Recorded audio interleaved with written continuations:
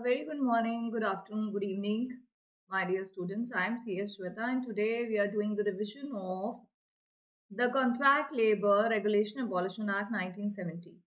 So, students, we have all our videos of SBIL in which we have covered revision of every chapter, right? And today's chapter is Contract Labor.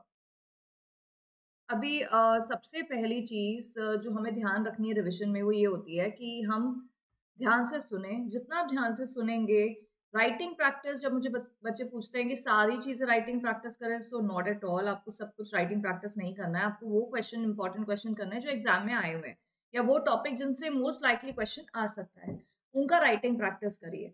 ठीक है, जितनी बातें ध्यान से सुनेंगे उतना आपको ध्यान रहेंगी वो बातें, and obviously you will be able to retrieve while writing your exam.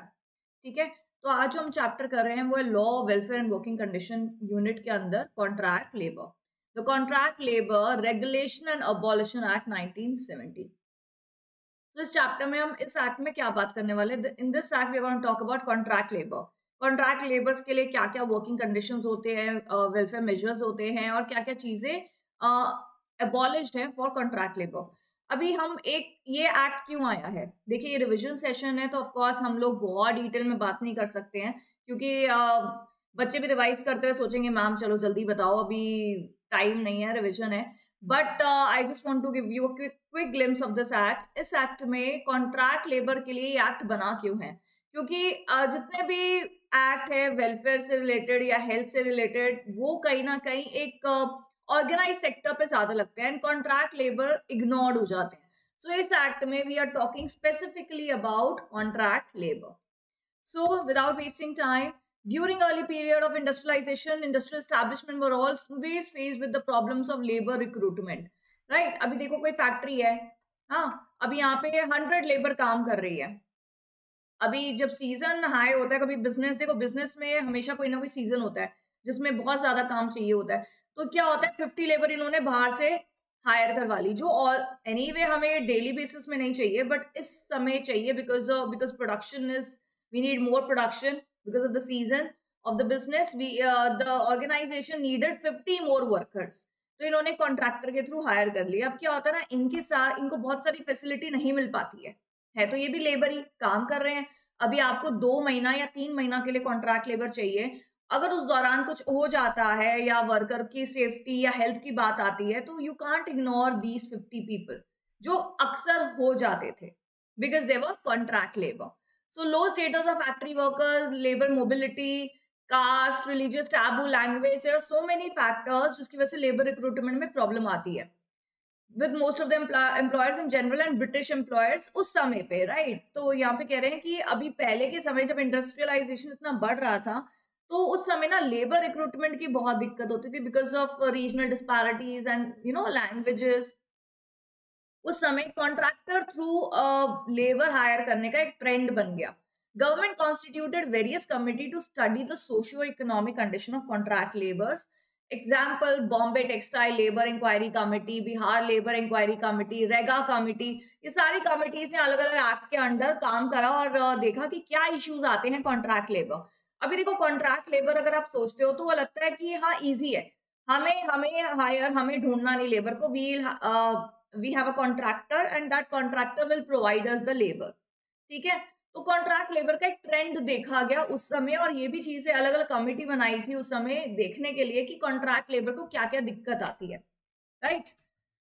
Object and scope of the act. The preamble of the act states that it is an act to regulate the employment of contract labor. तो आप जिस भी establishment में contract labor, now what is contract labor? Labor that is hired through or by the contractor is a contract labour. तो जिस भी establishment में contract labour है वहां पे ये एक्ट लगेगा। It applies to every establishment in which 20 or more workers are employed or were employed on any day preceding 12 months as contract labour. अगर आपके ऑर्गेनाइजेशन में 20 या 20 से ज्यादा वर्कर ऐसे हायर करे गए हैं जो कॉन्ट्रैक्टर के थ्रू आए हैं, कॉन्ट्रैक्टर समझ के ना, देयर इज द पर्सन जो क्या प्रोवाइड कर रहा है, लेबर आपको। ठीक है, आप कॉन्ट्रैक्टर में क्या होता है ना, आप कॉन्ट्रैक्टर को पैसा दे देते हो, 2 लाख रुपए का कॉन्ट्रैक्ट, 3 लाख रुपए का कॉन्ट्रैक्ट, एंड वो आगे फिर वो वेजेस बांटते हैं अपने लेबर को। अब क्या यहाँ पे दिक्कत हो सकती है, उस लेबर ने भी उतना काम करा है जितना आपके लेबर ने करा आपके ऑर्गेनाइज एस्टैब्लिशमेंट में। So somehow the labor which is employed by the contractor or through the contractor often get exploited, right? So because of that, those working conditions of the contract labor, this act is very useful for that segment, right? अब यहाँ पे कह रहे हैं कि act लगेगा किसके ऊपर, हर एक्ट की ना एप्लीकेबिलिटी देखना बहुत जरूरी है। ये एक्ट किसके ऊपर लग रहा है? सो कॉन्ट्रैक्ट लेबर एक्ट किसके ऊपर लगेगा? उस एस्टैब्लिशमेंट के ऊपर जहां 20 या 20 से ज्यादा वर्कर है, या वो वर्कर जो कॉन्ट्रैक्टर के थ्रू आए। तो 20 से 20 से ज्यादा वर्कर है लेकिन कॉन्ट्रैक्टर के थ्रू आए हैं, तो इन पे ये एक्ट लगेगा। अभी मेरे एस्टैब्लिशमेंट में सपोज 50 वर्कर है, ठीक है, और डायरेक्टली रिक्रूटेड है, तो मेरे ऊपर ये एक्ट नहीं लगेगा, ठीक है, क्योंकि एक भी लेबर ऐसा नहीं है जो कॉन्ट्रैक्टर के थ्रू आया है। लेकिन अगर कोई ऐसा लेबर है जो कॉन्ट्रैक्टर के थ्रू आया और वो 20 से ज्यादा है, तो मेरे ऊपर ये कॉन्ट्रैक्ट लेबर एक्ट लगेगा। तो एवरी कॉन्ट्रैक्टर, ये एक्ट किसके ऊपर लग रहा है? एक तो कॉन्ट्रैक्ट लेबर के ऊपर, और हर कॉन्ट्रैक्टर के ऊपर जो 12 मंथ्स में जिसने किसी भी एस्टैब्लिशमेंट में कॉन्ट्रैक्ट लेबर दी है, लेबर प्रोवाइड करी है, उसके ऊपर भी, कॉन्ट्रैक्टर के ऊपर भी एक्ट लगेगा, और कॉन्ट्रैक्ट लेबर उस एस्टैब्लिशमेंट के ऊपर भी लगेगा जिसने 20 या 20 से ज्यादा लेबर हायर करी है through contractor, right? Applicability establishment के ऊपर, कॉन्ट्रैक्टर के थ्रू, ठीक है। अब आप ये देखेंगे, so how much time will it take for you to just take a quick glimpse or revise about the applicability? It will hardly take 5 minutes. 5 minutes भी ज्यादा है। अगर आप देखेंगे, आपको ये जो डायग्राम, एक प्रेजेंटेशन है, चार्ट है, उससे आपको 2 सेकेंड में, मतलब 2 सेकेंड तो बहुत ज्यादा हो गया, 2 मिनट्स में भी आपको याद आ जाएगा, अच्छा हाँ इसके ऊपर और इसके ऊपर लगता है, ठीक है। सो ये पीडीएफ, ये मटेरियल, ये video, these are very important when it comes to your revision, right? So please make sure you watch the video throughout. Even if you don't watch, if you like just before the day of the exam, all these PDFs, PPTs are converted in PDFs and are given to you in WhatsApp community. Number is given, Telegram channel link is given, all the you are given access of everything. मतलब मुझे नहीं लगता कि अगर आप पढ़ रहे हैं और अगर आपको ये सारे मटेरियल मिल जाते हैं, घर बैठे बैठे वीडियोस मिल जाती है, कंटेंट मिल जाता है, नोट्स मिल जाते हैं, जिसमें आपको बनाने की जरूरत भी नहीं है। कितने बच्चे ऐसे होते हैं जब ये पीडीएफ लेते हैं, lot of them WhatsApp me or on Telegram they connect with me, जैसे मैम हमने प्रिंट आउट निकाल लिया and it has become very easy for us to chart भी नहीं बनाना, सब बने हुए, हमें बहुत ईजी हो जाता है। तो ईजी करने के लिए तो आई एम हियर ना, right? So I would say take the most benefit of this material, and obviously these everything will help you to increase your chances of clearing your exam, ठीक है। तो ऐसा नहीं है, ये सारी चीजें आपको मटेरियल भी मिल रहा है, मटेरियल देखो, बार बार पीपीटी देखने, अब आपको वीडियो देखने की जरूरत नहीं है, you will get the material. ये तो कोई कहेगा अरे कुछ नहीं होता, बच्चे वीडियो देखेंगे तो व्यूज ही बढ़ेंगे, बट आई से व्यू तो ठीक है, लेकिन मटेरियल मिल जाए, बच्चों का बेनिफिट पहले होना चाहिए, राइट? अभी बच्चे कहेंगे why are you becoming so philanthropic, I mean for us, why do you want our benefit? People are very mean these in this world, why are you becoming so sweet? I'm not becoming sweet to you, that is my passion, I'm fulfilling my passion, okay? So maybe I am doing it for you because I am passionate for this, right? चलिए, so it is not applicable to establishment which work only intermittent or casual nature is seen, तो वहां पे नहीं, जहां पे काम ही कभी कभी होता है, बीच में होता है, कैजुअल नेचर का काम होता है, उसके ऊपर ये एक्ट नहीं लग रहा। If question arises whether the work performed in establishment is of intermittent nature, the appropriate government shall decide the question after consultation with the central board or advisory board, जो हम आगे पढ़ेंगे। For the purpose of this section, work performed in establishment shall not be deemed to be of intermittent nature if it was performed for more than 120 days. Or it is of seasonal character, is performed for more than 60 days in a year. अब ये क्या बोल रहा है यहाँ पे? ये कह रहा है कि देखो, अगर तो कोई ऐसी एस्टैब्लिशमेंट है जो कैजुअल नेचर की है, उसके ऊपर ये एक्ट नहीं लगेगा। कैजुअल नेचर मतलब जो कभी कभी काम करते हैं, somehow they don't have a organised sector, तो उनके ऊपर ये एक्ट नहीं लगेगा। और अब आप बोलोगे मैम कैजुअल नेचर की कैसे पहचानेंगे कि कौन सी एस्टैब्लिशमेंट कैजुअल नेचर की है? यहाँ कह रहे हैं गवर्नमेंट डिसाइड करती है, and for the purpose of this subsection, जो भी काम अगर आपके एस्टैब्लिशमेंट में 120 दिन से ज्यादा काम हो रहा है, तो वो कैजुअल नेचर की नहीं है। और अगर आप सीजनल एस्टैब्लिशमेंट हो और अगर आपका काम 60 दिनों से ज्यादा हो रहा है तो आप कैजुअल नेचर के नहीं हो। अभी मैं ये स्ट्रेस करके क्यों बता रही हूँ, क्या ये एग्जाम में क्वेश्चन आ सकता है? डायरेक्टली तो नहीं, बट वही पैराग्राफ फॉर्म में पूछ सकता है कि मिस्टर शर्मा है, कुमार है, कोई भी है, मिस्टर है, उनकी एक एस्टैब्लिशमेंट है, सीजनल एस्टैब्लिशमेंट, और they work 80 days in a year, they work for 80 days in a year in the last financial year, तो क्या उनके ऊपर कॉन्ट्रैक्ट लेबर एक्ट लगेगा? और अगर लगेगा तो उसकी प्रोविजन बताइए। कुछ भी ऐसे आ सकता है, तो पता होना चाहिए ना। अब बच्चा कहेगा कि अरे अब ये कॉन्ट्रैक्ट लेबर लगेगा या नहीं लगेगा, उसको ये पता ही नहीं। इंटरमीडिएट नेचर क्या होता है पता ही नहीं, कैजुअल नेचर क्या होता है पता ही नहीं, राइट? तो ये एक्ट कैजुअल नेचर के ऑर्गन एस्टैब्लिशमेंट पे नहीं लगेगा, और कैजुअल नेचर डिसाइड करने के लिए आपको ये बताया गया है ऑरेंज डब्बे में, तो जरा प्लीज पढ़ लीजिए। कॉन्ट्रैक्ट लेबर होते क्या है? जो कॉन्ट्रैक्टर के थ्रू हायर हुए हैं without the knowledge of the principal employer, they are the contract labour. क्योंकि उनका कोई जो मेन ऑर्गेनाइजेशन का एम्प्लॉयर है, he is in a contract with the contractor, and the contractor is providing you in the establishment, providing in the establishment the labor, so that labor will be called as a contract labor.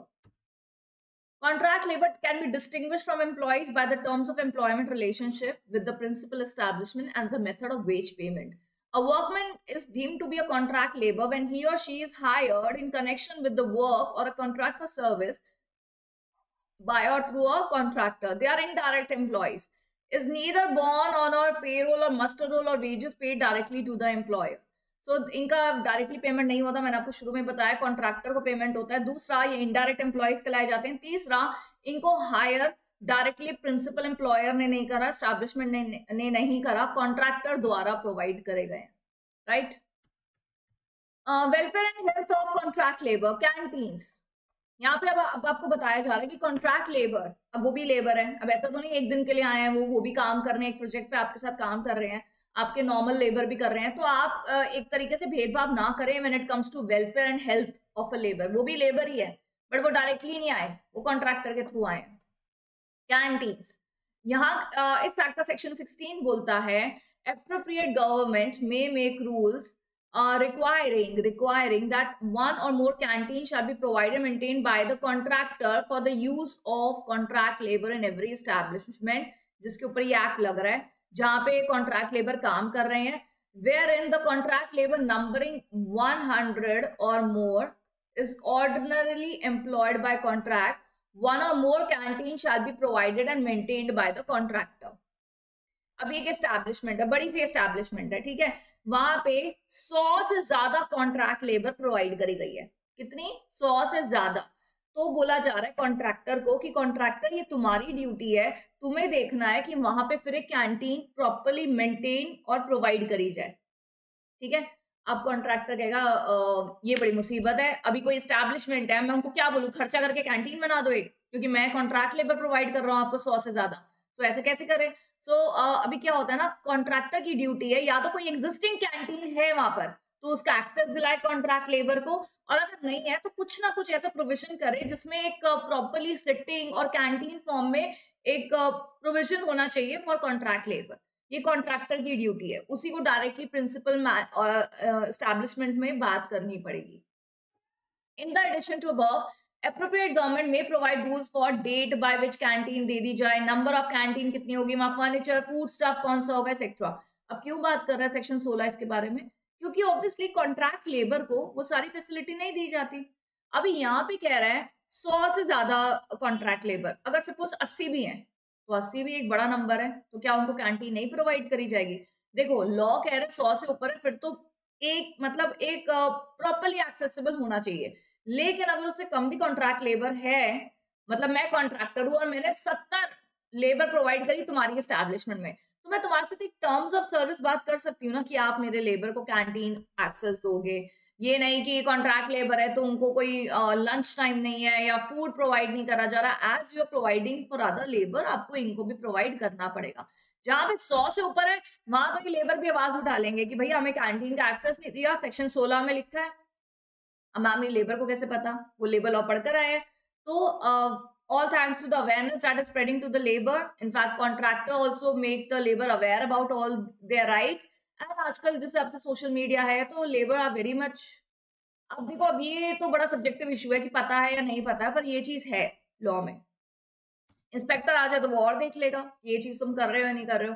Rest room section 17 बोल रहा है it is mandatory for the contractor to provide and maintain the use of the contract labour such number of rest room or suitable accommodation within such time as may be prescribed in every place. Contract labor is required to halt at night in connection with the work of establishment. अब आप देखते हैं कहीं construction हो रही होती है, काम हो रहा होता है, तो वहां पे लेबर अपना एक छोटा सा अकोमोडेशन बना लेते हैं, राइट। तो यहाँ कह रहे कॉन्ट्रैक्ट लेबर को कि भाई अगर तुम्हारे ऊपर ये एक्ट लग रहा है, अगर लग रहा है उस स्टैब्लिशमेंट के ऊपर भी लग रहा है, ठीक है, तो द रेस्ट रूम और द ऑल्टरनेटिव अकोमोडेशन प्रोवाइड करनी चाहिए तुम्हारे कॉन्ट्रैक्ट लेबर, ठीक है। अगर एस्टैब्लिशमेंट में कॉन्ट्रैक्ट लेबर एम्प्लॉय करी गई है तो कॉन्ट्रैक्टर की ड्यूटी है सेक्शन 17 में कि वो रेस्ट रूम्स प्रोवाइड करे।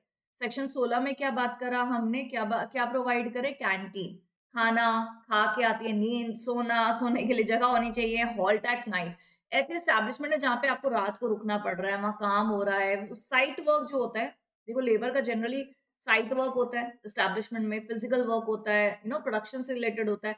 So obviously they need halt at night, उनको रात को जगह चाहिए ना रहने के लिए, दिन में तो काम कर रहे हैं वो, तो रात में प्रॉपर क्लीन जगह होनी चाहिए, अकोमोडेशन प्रोवाइड होनी चाहिए, ये कॉन्ट्रैक्टर की ड्यूटी है।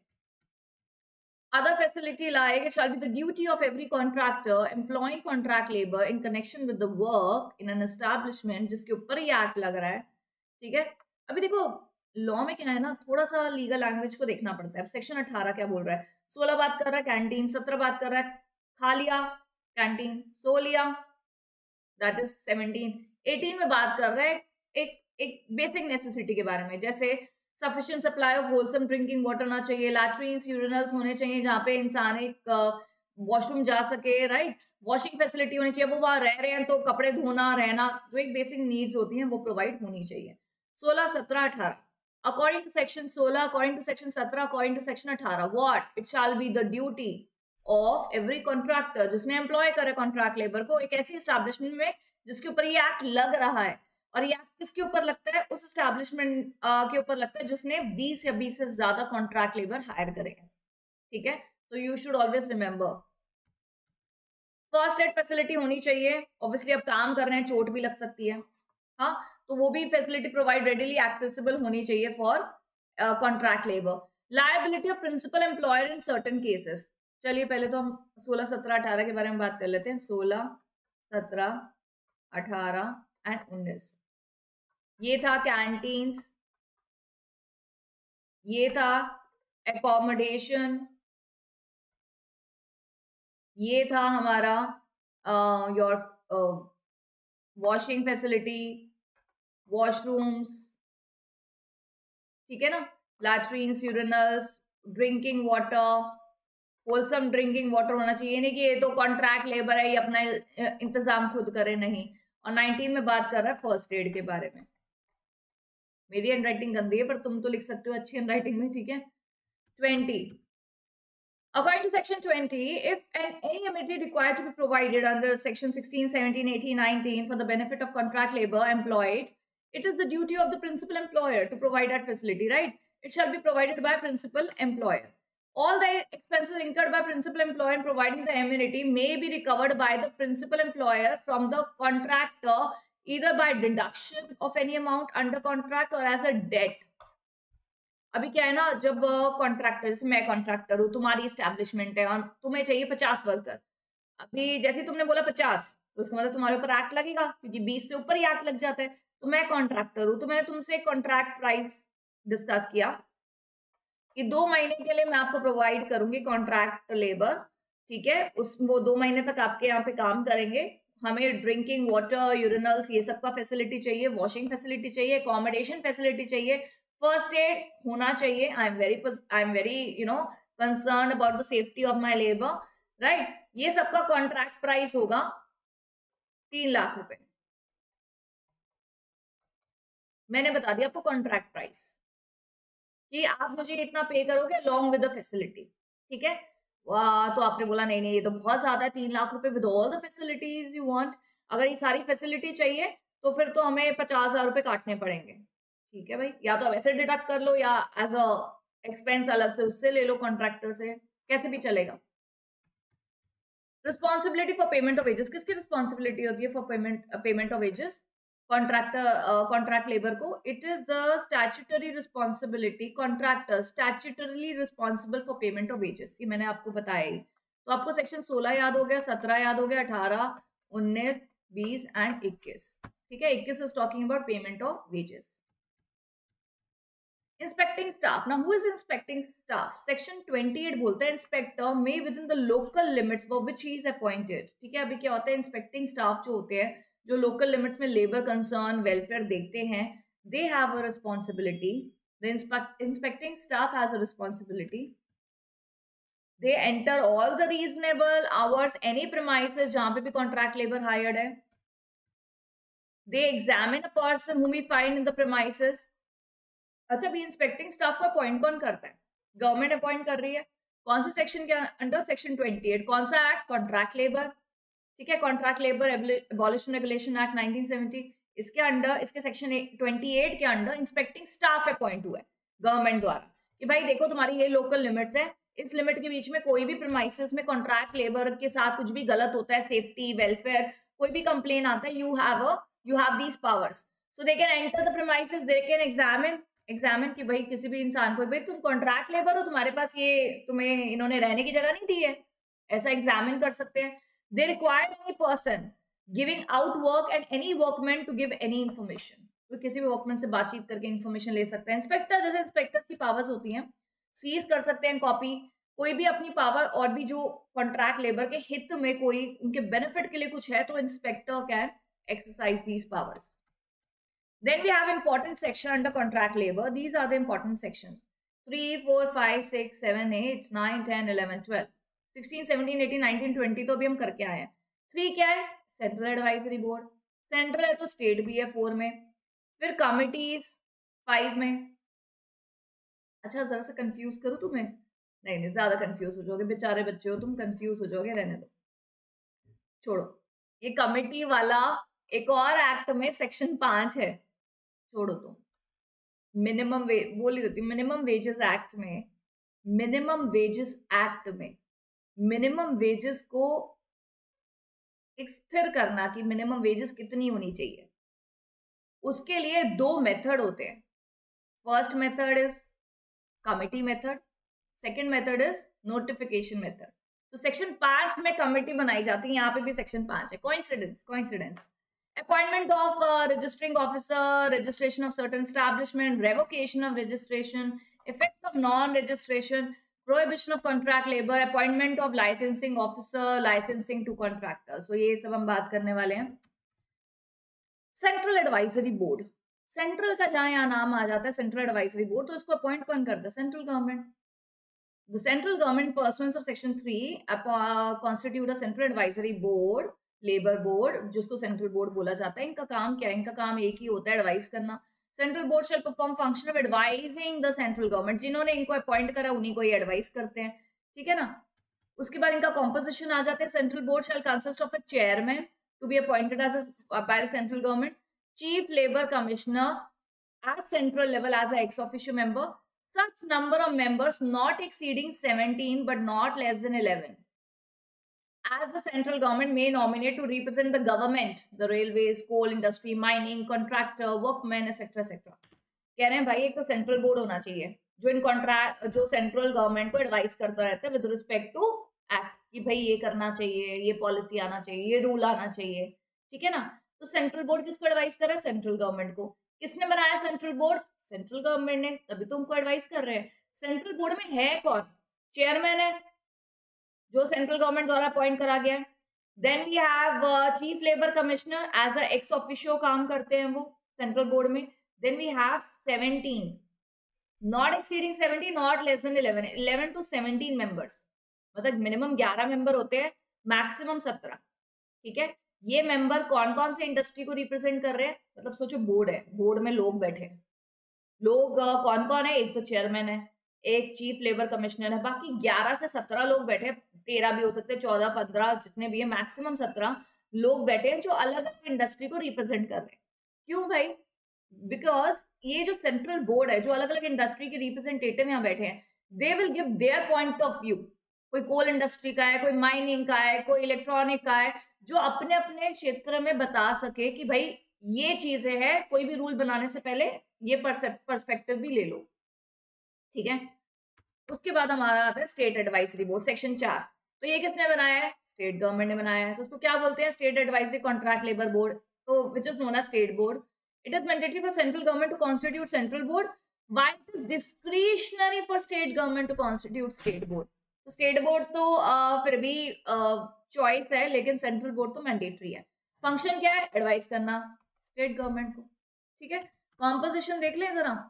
चेयरमैन, लेबर कमिश्नर, वहां चीफ लेबर कमिश्नर था या लेबर, यहाँ पे क्या है? Not exceeding 11, not less then 9। वहां था 11 से 17, यहाँ है 9 से 11। 9 तो 11, 9 तो 11 हो जाना, कहावत है ना, 9 तो 11। तो 9 to 11 is in your state board, 11 to 17 is in your central board. बहुत आसान है, ये देख लो, अब तुमको समझ में। सेक्शन 3 में सेंट्रल एडवाइजरी, सेक्शन 4 में स्टेट एडवाइजरी। गवर्नमेंट ने बनाया, सेंट्रल ने बनाई है, ये स्टेट ने बनाई है। कंपल्सरी है, डिस्क्रिशनरी है।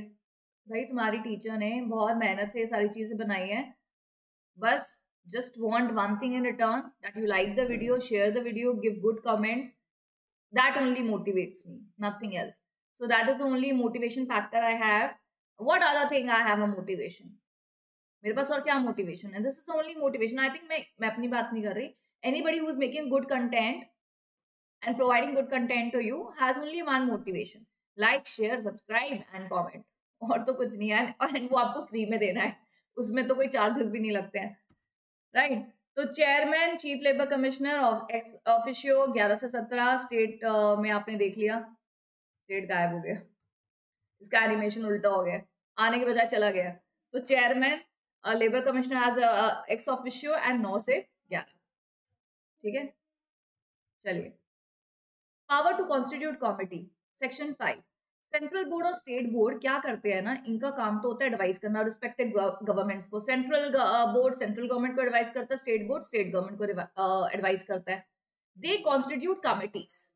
अभी सेंट्रल बोर्ड में कौन कौन लोग हैं हमने बात कर लिया, इनका कॉम्पोजिशन। स्टेट बोर्ड में कौन कौन लोग हैं हमने बात कर लिया, कॉम्पोजिशन। बट दे मे, देखो क्या लिखा है, मे लिखा है, शैल लिखा है, आंखें खोलो, मे लिखा है। तो ये क्या कर सकते हैं, कमिटीज बना सकते हैं। कमिटीज किस लिए बनाएंगे? अपने यही काम करने के लिए। क्या काम? Advise to the respective government. The committee shall meet at such time place, जहां पे ये तय करते हैं। इनको फीस अलाउंसेस भी गवर्नमेंट को गवर्नमेंट देती है। No fees shall be payable to member who is already officer of government, तो उसको कोई फीस नहीं मिलेगी। Registration of establishment employing contract labour, section 6 पे हम आ गए। 3, 4, 5 हमने कर लिया, अब हम आ गए सेक्शन 6 पे। 3 क्या था? Central board. 4 क्या है? State board. 5 क्या है? कमिटी वाला। सेक्शन 6 क्या है? Registration of establishment. अभी अगर आपकी एस्टैब्लिशमेंट ऐसी है जिसके ऊपर कॉन्ट्रैक्ट लेबर एक्ट लग रहा है, तो आप रजिस्ट्रेशन करा लीजिए, उसके बहुत फायदे हैं। ठीक है, the appropriate government may by an order notified in the official gazette appoint person being gazetted officer of government as it thinks fit for the registering officer for the purpose of this chapter. तो इस act में जो भी registration से related जो भी process है, उसके लिए एप्रोप्रिएट गवर्नमेंट ऑफिसर्स अपॉइंट करती है। डिफाइन द लिमिट कि आप इसी एरिया की एस्टैब्लिशमेंट्स को रजिस्टर करेंगे। सारी एस्टैब्लिशमेंट्स को रजिस्टर करेंगे? नो, उन एस्टैब्लिशमेंट्स को जिनके ऊपर कॉन्ट्रैक्ट लेबर एक्ट लग रहा है, राइट। उसके बाद सेक्शन 7 बोलता है registration of certain establishment. Section 7 बोलता है it is mandatory for every principal employer. आप देख लीजिए, अगर आपके ऊपर लग रहा है ये act, the appropriate government also may by notification the official gazette fix time period for making application with respect to any class of establishment जिसको रजिस्ट्रेशन करा लेना चाहिए। It is provide that registering officer may entertain such application even after the expiry of the fix period, अगर वो satisfy हो जाए कि हाँ नहीं पता था इंसान को। जैसे देखो ये इंसान है, इसकी फैक्ट्री है, ठीक है। अब इसकी एस्टैब्लिशमेंट में ना बरसों से काम हो रहा है, सही चल रहा है, लेकिन एक दिन क्या हुआ कि इसका काम ना थोड़ा ज्यादा डिमांड आने लग गई प्रोडक्शन की। तो ये खुश हो गया, पर इसने ना लेबर हायर कर ली, मतलब लेबर रिक्रूट कर ली। फिर इसको लगा कि काम कम हो गया है, फिर इसने लेबर निकाल दी। तो इसको लगा कि यार ये ना कुछ समय है मेरे बिजनेस में जब बहुत ज्यादा काम आता है तो मुझे कॉन्ट्रैक्ट लेबर हायर कर लेनी चाहिए. Why I should recruit labour, I should higher contract labour. तो इसने कॉन्ट्रैक्ट लेबर हायर करे 25-30. अब जैसे ही तुमने 25-30 लेबर हायर कर लिए, तुम्हारे ऊपर तो ये एक्ट लग गया ना. ठीक है, तो इसको पता ही नहीं था कि कोई रजिस्ट्रेशन नाम की भी कोई चीज होती है, हमें रजिस्ट्रेशन करानी पड़ती है. इसको नहीं पता था सेक्शन 7 के बारे में, इनफैक्ट एक्ट के बारे में ही नहीं पता था. ये इसको जब बाद में पता चला, एक इंस्पेक्टर ने आके क्वेरी निकाली, तो ये रजिस्टरिंग ऑफिसर्स के पास गया एंड इसने रजिस्ट्रेशन करा लिया. रेवोकेशन, आपकी रजिस्ट्रेशन कैंसिल भी हो सकती है, रिवोक करी जा सकती है इन सर्टेन केसेस. लाइक सेक्शन 8 बोलता है registering officer is satisfied either on reference, या तो उसके पास कोई कंप्लेन आई है, रेफरेंस आई है, या registration of any establishment has been obtained by misstatement, या कोई मटेरियल फैक्ट तुमने छुपाया, या कोई भी ऐसा रीजन जो रजिस्ट्रेशन को यूजलेस या इनइफेक्टिव बना देता है, तो तुम्हारी रजिस्ट्रेशन कैंसिल हो सकती है. He can only do after giving opportunity to the principal employer. जैसे क्या है ना, किसी लेबर से कोई कंप्लेन आई, सर ये कॉन्ट्रैक्ट लेबर नहीं है, हम इनके परमानेंट लेबर है, ये क्यों रजिस्ट्रेशन करा रहे हैं, कुछ ऐसा रेफरेंस आया, कंप्लेन आया, और अगर रजिस्टरिंग ऑफिसर को लगा कि नो नीड फॉर रजिस्ट्रेशन और समथिंग, या तो वो रजिस्ट्रेशन को क्या कर देंगे, रिवोक. तो obviously after giving the reasonable opportunity of being heard. Rule 19 of the contract labour बोलता है कि in which application for registration may be rejected, application for registration is not complete, may be one of the reason, या इन्होंने कुछ भी omits to fail to do so, मतलब कुछ ऐसी चीज थी जो नहीं करी, बेसिक रिक्वायरमेंट, तो आपकी रजिस्ट्रेशन कैंसिल हो सकती है.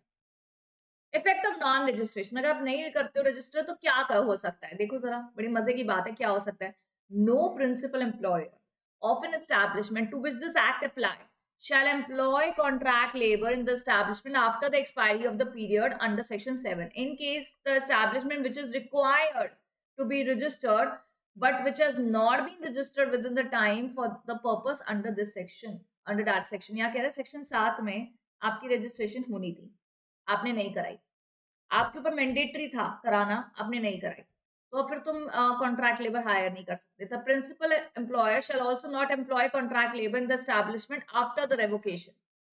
रजिस्ट्रेशन करानी थी, नहीं कराई, और रजिस्ट्रेशन करा ली थी पर रिवोक हो गई, तो दोनों ही केस में अब तुम कॉन्ट्रैक्ट लेबर हायर नहीं कर सकते. ठीक है, तो prohibition of employment of contract labor, according to section 10, the appropriate government may, after consultation with central board or the state board as the case may be, prohibit employment of contract labor in any process. वो तो obvious बात है, जैसे क्या है, अब देखो central board ने एडवाइस करा गवर्नमेंट को कि ना इस प्रोसेस में कॉन्ट्रैक्ट लेबर नहीं होनी चाहिए, तो गवर्नमेंट बाय नोटिफिकेशन किसी के ऊपर भी, किसी भी एम्प्लॉयमेंट के ऊपर प्रोहिबिशन लगा सकती है कि ये एम्प्लॉयमेंट कॉन्ट्रैक्ट लेबर को हायर नहीं करेगी. सेंट्रल गवर्नमेंट ने ऑर्डर निकाल दिया, किसके कहने पे, सेंट्रल बोर्ड के कहने पे. कौन से सेक्शन में बनाया था सेंट्रल बोर्ड, सेक्शन 3. उनका काम क्या है, एडवाइस करना सेंट्रल गवर्नमेंट को. ठीक है, कितने लोग हैं वहां पे बोर्ड में, सेंट्रल बोर्ड में कितने लोग हैं, एक तमाम चेयरमैन है, एक चीफ लेबर कमिश्नर है एज एक्स ऑफिशियो, और 11 से 17 member representing different fields of employment. How cool is that ना, यू रिमेंबर एवरीथिंग है, राइट. अभी मेरे सामने नहीं हो, लेकिन तुम, आई अंडरस्टैंड, तुम वीडियो देखते देखते बोल रहे होगे हम इतना इतना इतना, है ना. सो लर्न हो गया ना सबको.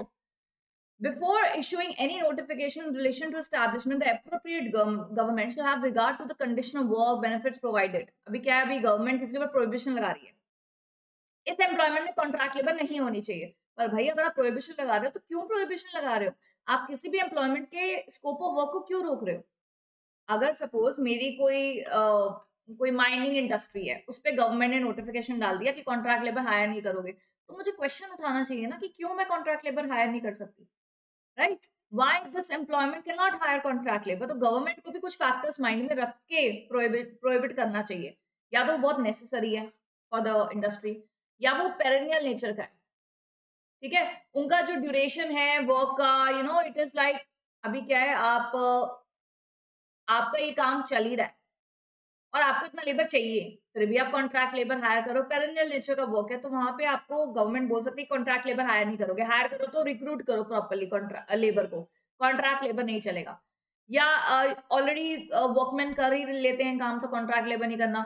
या sufficient to employ considerable number of worker, तो आप क्या है ना, कॉन्ट्रैक्ट लेबर हायर करके आप परमानेंट रिक्रूटमेंट नहीं कर रहे हो, आप क्या कर रहे हो, कॉन्ट्रैक्ट लेबर. तो क्या है, आप कहीं अपनी किसी ऑब्लिगेशन से तो नहीं बच रहे हो. किसी और एक्ट में कोई बेनिफिट ना देना पड़ जाए परमानेंट वर्कर को, इसलिए तो कॉन्ट्रैक्ट लेबर हायर नहीं कर रहे हो। इसलिए ना ये सब चीजें ध्यान में रखते हुए गवर्नमेंट प्रोहिबिट कर सकती है। देन वी हैव सेक्शन 11 जिसमें बोलता है licensing officer empowers appropriate government. This section is giving power to appropriate government central या state as the case may be to appoint gazetted officer to be licensing officer. अब ये क्या करते हैं भाई? अभी तो पीछे पड़ा रजिस्टरिंग ऑफिसर, वो क्या कर रहे थे? वो कर रहे थे रजिस्ट्रेशन किस चीज की? एस्टैब्लिशमेंट की। कौन सी एस्टैब्लिशमेंट? जिसके ऊपर ये एक्ट लग रहा है। लाइसेंसिंग ऑफिसर अब कौन है? ये वो ऑफिसर है जो कॉन्ट्रैक्टर को लाइसेंस देगा। अभी अभी सपोज सपोज क्या, I am a company secretary, अब मैं किसी एस्टैब्लिशमेंट में कॉन्ट्रैक्ट लेबर प्रोवाइड कर दूं। मेरा ये काम तो नहीं है, मैं तो सीएस हूँ। सो मैं कॉन्ट्रैक्टर कब से बन गई? लेबर कॉन्ट्रैक्टर कैसे बन गई लेबर की? तो अभी I if I willing to become a contractor, I need to take a licence. I need to take a licence under section 12। किससे? Licensing officer. ठीक है, तो लाइसेंसिंग ऑफिसर की अपॉइंटमेंट गवर्नमेंट करती है, अप्रोप्रिएट गवर्नमेंट। वो गैजेटेड ऑफिसर होने चाहिए एंड उनको लिमिट्स बता दी जाती है भाई रजिस्टरिंग ऑफिसर की तरह कि तुम्हें इस एरिया के कॉन्ट्रैक्टर को ही लाइसेंस देना है।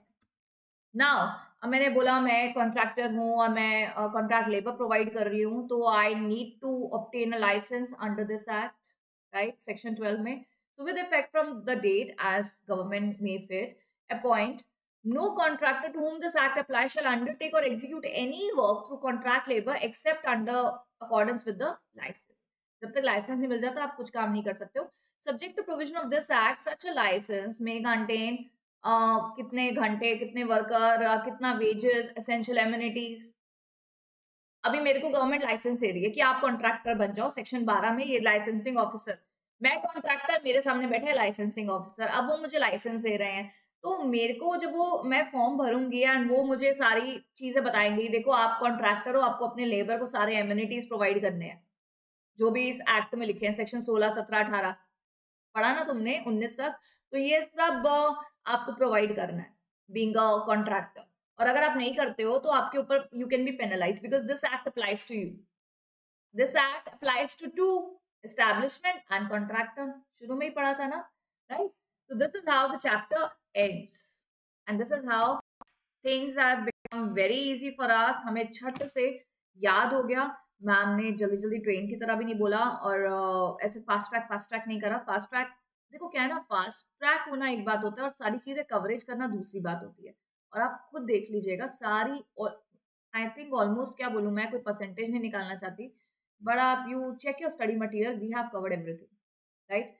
And I can assure you, once you listen to the video carefully, कितने समय में ही हमारा कंप्लीट हो गया।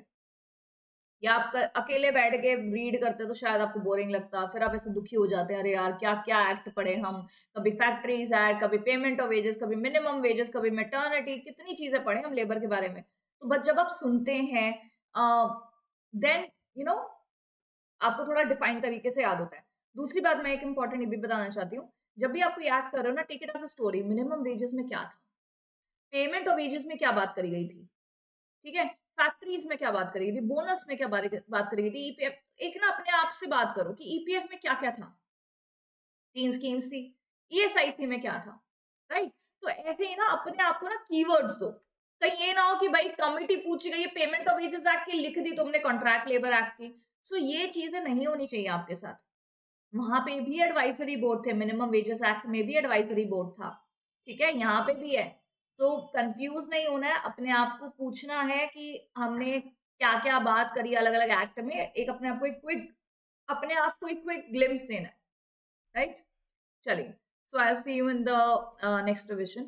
Till then, please study hard, stay calm, keep your head cool, as I every time say. I know exams are very hectic and exams really bring you, you know, uh, मैं ये नहीं बोलूंगी mentally disturbed, but somehow you really get under the pressure. I understand.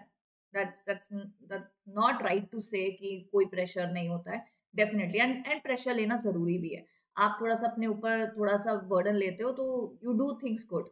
नहीं तो बिना pressure के तो कोई काम ही ना कर सके। हमारा बस चले तो हम बैठे ही रहें और कुछ भी ना करें अगर हमारे ऊपर कोई यू नो कोई डायरेक्शन ना हो। तो please this is is, this is these videos and these content is for you to make your revision more easier. Rest about the PDF material you can get from the WhatsApp community, Telegram channel. कुछ नहीं मिल रहा तो मेरा number है. You can contact me and take all the material. Right? Thank you so much.